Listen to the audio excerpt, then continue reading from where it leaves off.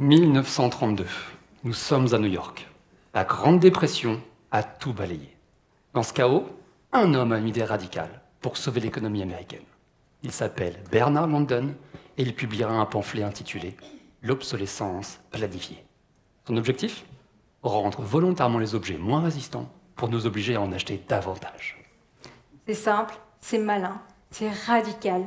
Bienvenue dans l'ère du jetable, du périssable, du précaire. Bienvenue dans la société de l'abondance. Bonjour, je m'appelle Maxime Queret. Bonjour, je m'appelle Émilie Milsan. Et nous sommes tous les deux designers.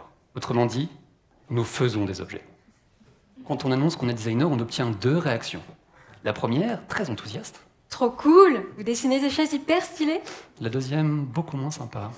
Ah ok, donc c'est vous qui entretenez la crise écologique. Et à ce moment-là, on préfère dire qu'on se contente.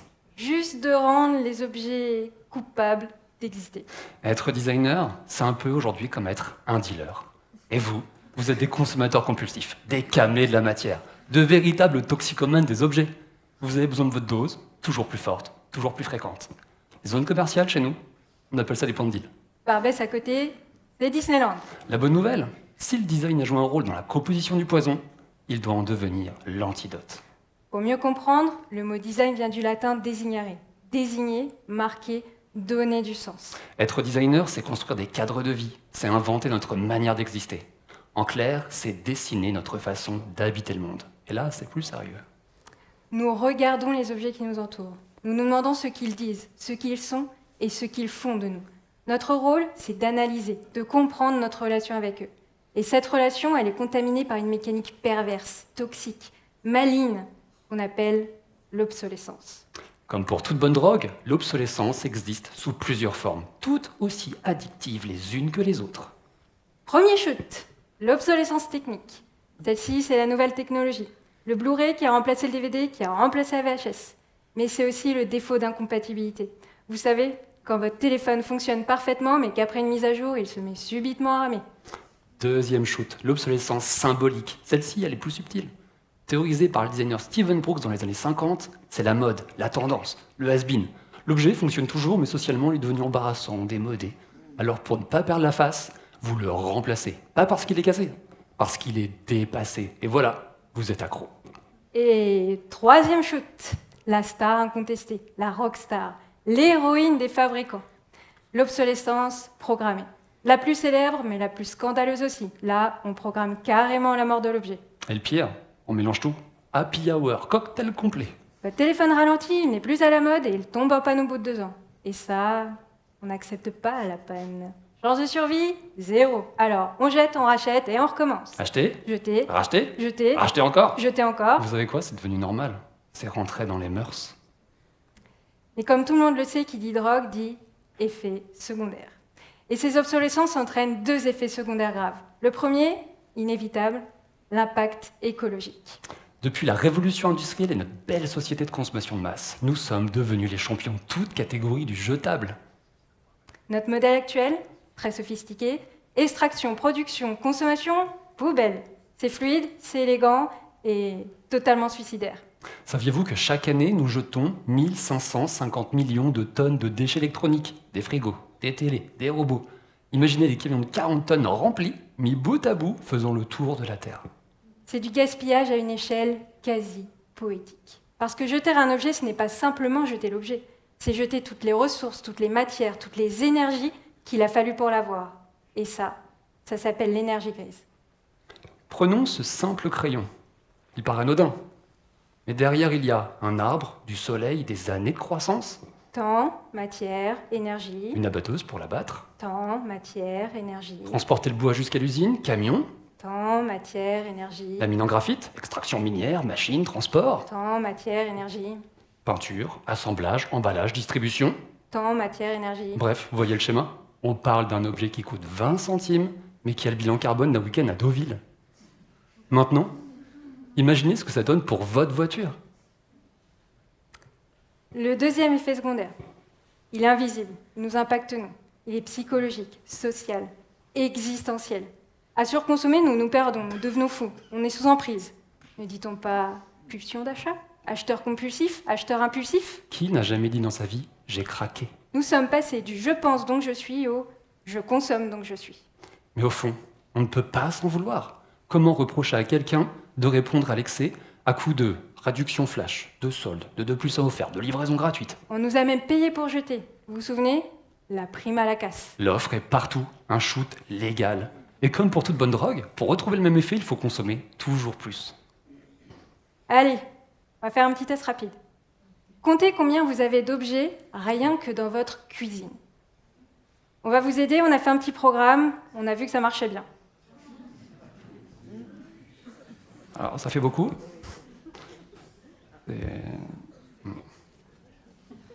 Vraiment beaucoup, Un petit peu long, ouais. Ah, c'est long. Ça arrive. Ouais. Vous voyez le dernier? Le coupe-œuf en rondelle. Le coupe-œuf en rondelle. On en parle, pas besoin. Non, sérieusement. Utilisé 2 fois un dimanche de juillet en 2019. Hein, maman? Bon, résultat, on croule sous les objets. T'ouvres un placard, t'as une avalanche. Mais le pire dans tout ça, c'est qu'au-delà de se noyer dans la quantité, on a perdu la chose essentielle, la capacité de faire. Nous sommes passés du faire au faire. Aujourd'hui, nos objets chauffent, calculent, localisent, surveillent, nettoient. On accumule des objets et on devient dépendant, perdant tout savoir-faire. Mais tout ça pourquoi? Pour se protéger d'un vide existentiel? Pour se construire un semblant d'identité? Pour se donner l'illusion d'un bonheur maîtrisable? Pour gagner du temps? Mais pour en faire quoi? Nous sommes devenus vides, dépendants, aliénés. Et petit à petit, nous avons confondu ce que nous appelons la planète avoir et la planète être, au point de ne vivre que sur la planète avoir. Avoir la dernière voiture, avoir le dernier smartphone, avoir le dernier grippin rotatif Wi-Fi qui m'envoie une notification quand ma tartine est grillée. À seulement 399 €. Oui, il existe vraiment. Bref, avoir. Alors nous pensons qu'il est temps. Il est temps de se libérer du trop, de l'excès, du gaspillage. Et pour retrouver du sens, il faut inverser le mouvement. Quitter la planète avoir et revenir sur la planète être. Être conscient, Être connecté aux autres. être vivant. Bienvenue en cure de désintox.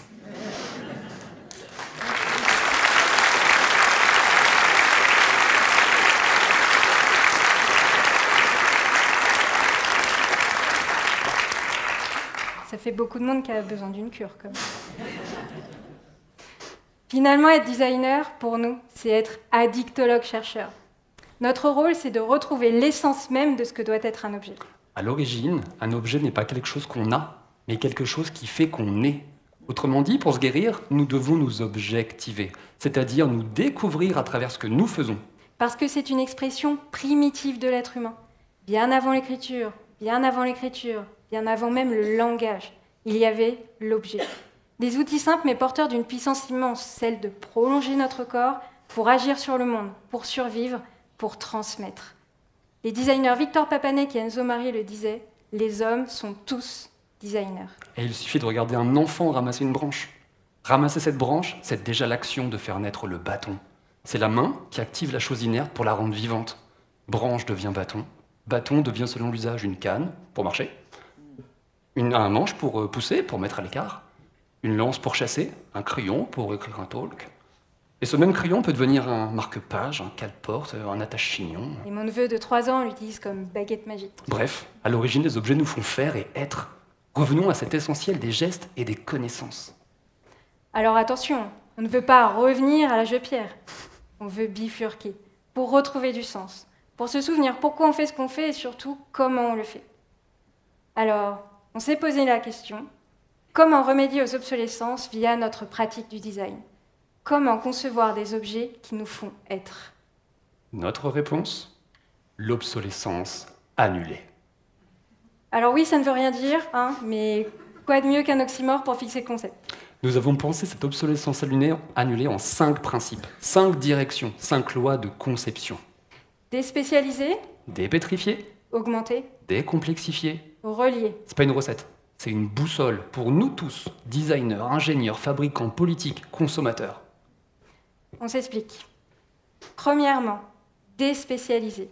C'est faire que nos objets ne soient plus enfermés dans une seule et même fonction, qu'ils soient polyvalents. Un bon objet, s'adapte à nos besoins, s'adapte à nos vies. Une table aujourd'hui, un bureau demain, un établi, un comptoir, un terrain de jeu, une piste de danse même pour certains, pourquoi pas. Un objet qui change comme vous changez, qui suit les étapes de votre vie sans jamais devenir obsolète. Un objet tronc commun, modulaire, qui s'adapte aux besoins, qu'il soit libre, multiple et vivant. Deuxièmement, dépétrifier. On a figé les objets, on les a rendus inaccessibles, hermétiques, intimidants. Aujourd'hui, regardez, rien que pour réparer une machine à laver, il faut aller voir un spécialiste. Et encore, même lui, il a peur. Il est temps de réouvrir nos objets. En 1967, le philosophe Gilbert Simondon parlait déjà d'objets ouverts. L'avons-nous fait? Pas vraiment. Pourtant, nous devons agir. Donnons l'accès à la réparation, à la modification, à la transformation, à l'évolution de nos futurs objets, mais aussi de nos objets existants. Des pièces qui se changent sans stress. Parce qu'un objet, c'est pas une boîte noire. C'est un compagnon ouvert, un organisme avec lequel nous devons dialoguer. Un objet vivant, pas pétrifié. Troisièmement, augmenter. Un objet doit être adapté à son temps, quel que soit son âge. Il doit grandir, lui. Évoluer, se transformer. Et pour ça, il doit s'adapter aux nouvelles valeurs, aux nouvelles fonctions, aux nouveaux usages, aux énergies et aux technologies. Il ne s'agit pas de le rendre intelligent, il s'agit de le rendre évolutif, adaptable. Et pour ça, il faut le penser dès le départ. Un objet qui, au lieu de vieillir, se bonifie, comme un bon vieux Romanée Conti. Quatrièmement, décomplexifier. On a mis trop de couches, trop de fonctions, trop de boutons, trop de marketing. Décomplexifier, ce n'est pas faire simple, c'est faire juste. C'est faire avec moins de matière. Avant, une cafetière, c'était 3 pièces. Maintenant, regardez, c'est plus proche d'un satellite que d'un outil de cuisine. On doit comprendre l'objet au premier regard et surtout avoir envie de le garder près de nous pendant des années. Pas parce qu'il a la mode, parce qu'il est intemporel, et pas parce qu'il est complexe, mais parce qu'il est compréhensible. Et surtout, notre 5e principe, relier. Relier, c'est peut-être le plus beau rôle de l'objet. Il devient une interface émotionnelle, un lien à nous-mêmes, à notre histoire, à ceux qui l'ont fait et à ceux à qui on le transmettra. Le psychiatre Serge Tisseron parle des objets comme des prolongements psychiques. Et c'est vrai, une vieille cuillère en bois, ça peut contenir bien plus de souvenirs qu'un cloud entier. Nos objets ne seront pas seulement durables, ils seront porteurs de mémoire, de gestes, d'intentions.